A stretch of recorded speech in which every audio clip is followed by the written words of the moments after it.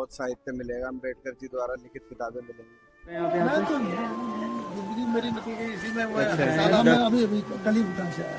जी। अभी आपने कौन सी किताब खरीदी है? अभी तो आज घुसे हैं हम तो 8-10 हज़ार किताब खरीदते हैं। दोस्तों अभी हमारे लखनऊ में चल रहे पुस्तक मेले में, और ये 14 तारीख को चलने वाला, आज 12 अक्टूबर है। और पिछले साल भी जब चला था तो हम यहाँ पर आए थे। ये एंट्री गेट है, लेकिन इस बार थोड़ा डिफरेंट बनाया है।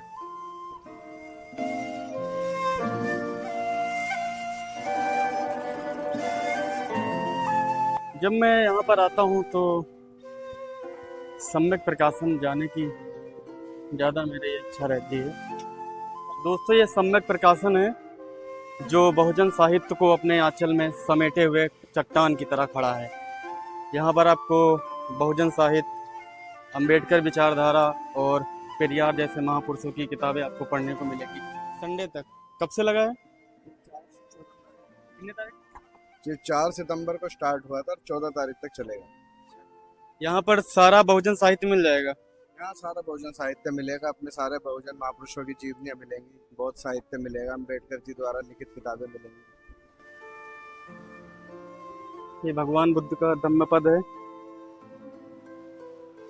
पिछली बार जब मैं आया था तो 4 या 5 किताबें मैं यहाँ से ले गया था, और इस बार भी काफ़ी अच्छी यहाँ पे किताबें मिल जाएंगी देखने को। अरे क्या बात है, बड़ी खुशी हुई आपसे मिलके मुझे।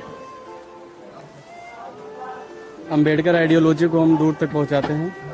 और आपका सरनाम? मैं हूँ doctor Harnarayan Verma, doctor H N. Verma ji. Uttar Pradesh स्वास्थ्य सेवाओं में मैं संयुक्त निदेशक के पद से रिटायर।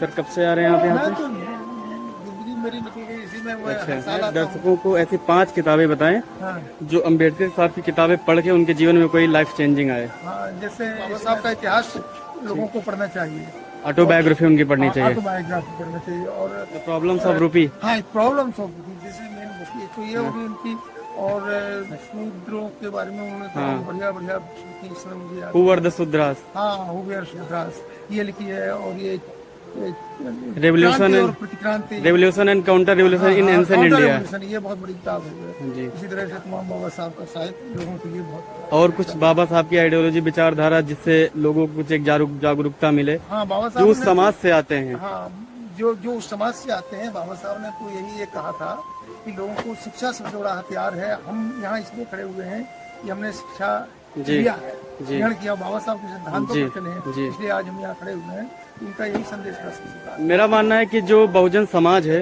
उसको ऊपर आने के लिए उसके पास जो एक हथियार है वो शिक्षा ही है। Only the path of education.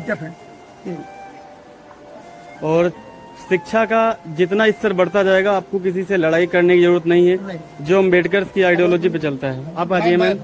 अच्छा मैम, आपका शुभ नाम? मनु वर्मा। जी, मेरा नाम है अतुल नारायण वर्मा। जी, तो मैं ये कह रहा था कि जो अम्बेडकराइट्स आइडियोलॉजी के लोग हैं, अभी भी ऐसे लोग हैं जो उस चीज़ों को दूर हैं, जो सुविधाओं से दूर हैं, शिक्षा से दूर हैं। तो लेकिन उनकी विचारधारा से जो लोग आगे बढ़ते हैं, आपसे मिले हम, आपसे मिलकर मुझे बहुत अच्छा लगा कि समाज को आगे बढ़ाने की कोशिश करते हैं। लेकिन कुछ लोग ऐसे हैं जो अम्बेडकर की आइडियोलॉजी और उनकी चीज़ों को लेकर आगे बढ़े हैं, लेकिन वो कहीं ना कहीं अपने समाज को भूल गए हैं। वो तो उनके लिए क्या कहना चाहेंगे? उनके लिए मैं यही कहूँगा कि बाबा साहब, हम तो इस सिद्धांत को मानते हैं कि, और सबसे मैं ये कहता हूँ कि बाबा साहब की वजह से आज हम यहाँ पहुँचे हैं। यू हैव टू पे बैक टू सोसाइटी। तो हमारा क्या कर्तव्य है, हमारी क्या ड्यूटीज हैं? हमारी ड्यूटीज यही है कि हम शिक्षित हों और लोगों को करें। जी। मैं पुस्तकें यहाँ से खरीदता हूँ, हर साल लोगों को देता हूँ, समाज में जाता हूँ, प्रोग्राम करता हूँ तरह जी।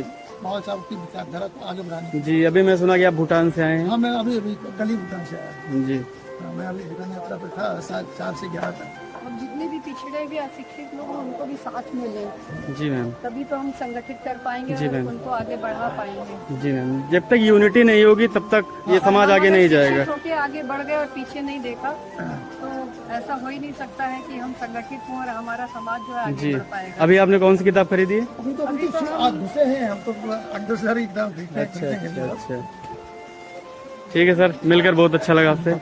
ठीक। सम्यक प्रकाशन से आज हमने जो किताबें खरीदी हैं उनमें सबसे पहले संविधान, इंडियन कॉन्स्टिट्यूशन, उसके बाद डॉक्टर अम्बेडकर की एक इनहेलेशन ऑफ कास्ट, जाति का विनाश, ये मैंने खरीदी है। और ज्योतिबा फुले की ये गुलामगिरी, ये भी बुक आपको ज़रूर पढ़नी चाहिए। दूसरी है ये चीनी यात्री फायान, इनकी भी किताब आपको ज़रूर पढ़नी चाहिए। फिर Hiuen Tsang, foreign visitors China से आए थे जिन्होंने बुद्धिज़्म को काफ़ी ज़्यादा देखा और बुद्धिज़्म के बारे में काफ़ी ज़्यादा इन्होंने लिखा है।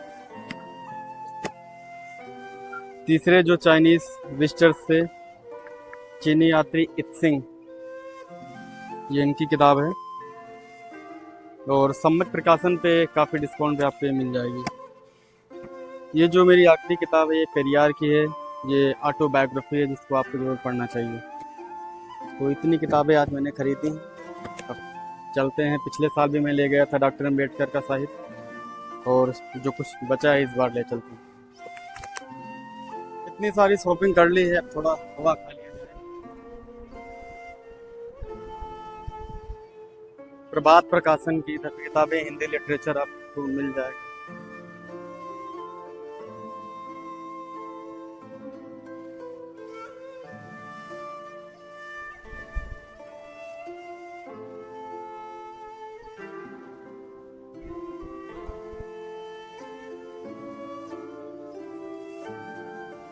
दोस्तों हमने सारी किताबें खरीद ली हैं और अब हम चलते हैं घर की ओर।